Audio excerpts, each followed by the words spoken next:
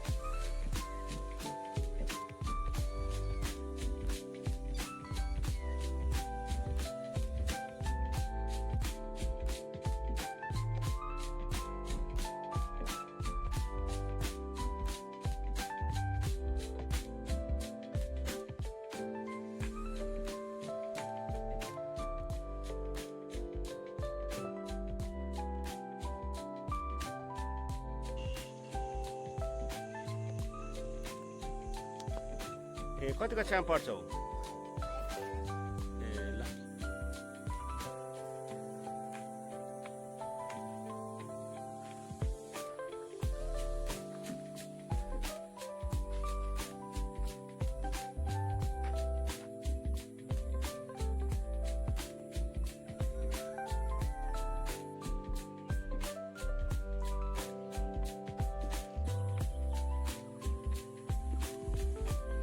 हजुरको शुभ नाम के पर्यो? कति वर्ष भयो यहाँ बस्नुमा? पहिला त होमस्टेहरू थियो यहाँ, अहिले के छ होमस्टेहरू? बाँसको लागि छैन अहिले। आउँदाखेरि जस खानु कुखुराहरू अरू खानु पाइन्छ। ल यो जङ्गलको छेउमा मजाले बस्नु भएको छ। उहाँको घर चाहिँ यो यतापट्टि चाहिँ बाटोको पारिको जङ्गल, वारी चाहिँ बस्ती। पहिला खोर्सानी खाप भन्थ्यो, अहिले चाहिँ प्रगति टोल होइन दाइ?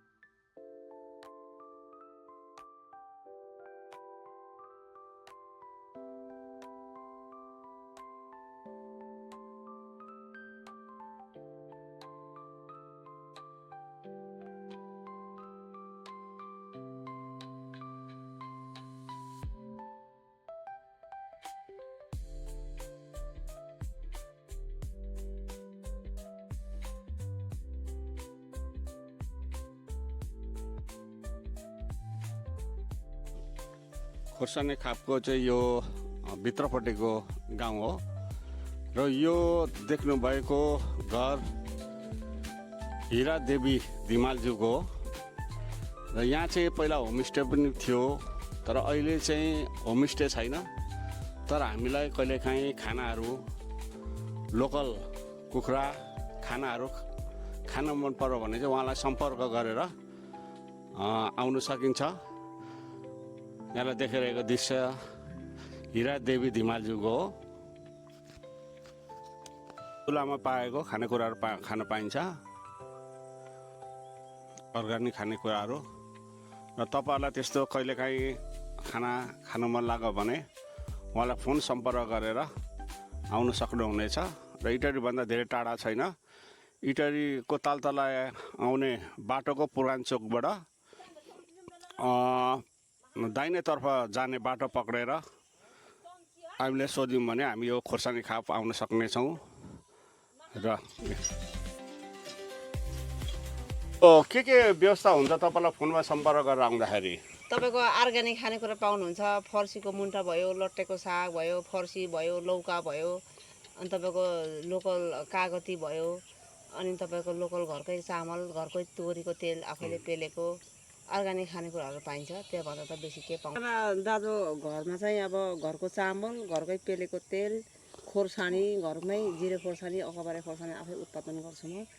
अनि गुन्द्रुकहरू पनि आफै उत्पादन गर्छु। अनि तपाईँको मासु चाहिँ मैले माटोको भाँडामा पकाएर खुवाउने गरेको छ। त्यही भएर मान्छेहरू यहाँ चाहिँ आउजाउ भइबस्छ। आइतबार शनिबार त लोकल कुखुराहरू पाइन्छ नि? कुखुरा पाइन्छ। ए तपाईँको नाम भनिदिनु न। मेरो नाम हिरामाया दिमाल हो। Phone number? Phone number 9841222803। गरेर आउनु पर्यो हजुरलाई कन्फर्म गरेर।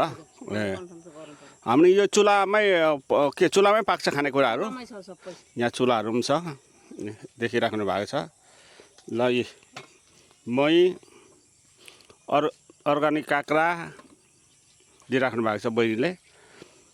र यहाँको दृश्य पनि बजारभन्दा सुनसान ठाउँ यस्तो छ। यहाँको दृश्य यहाँले हेर्नु होला।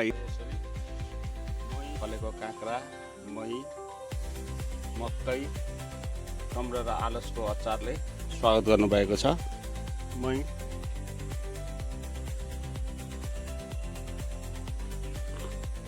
मकै पनि दिनुभएको छ। काँक्रा खोर्सानी खापबारे जानकारी गराउँदै यहाँहरूबाट बिदा चाहन्छु। धन्यवाद।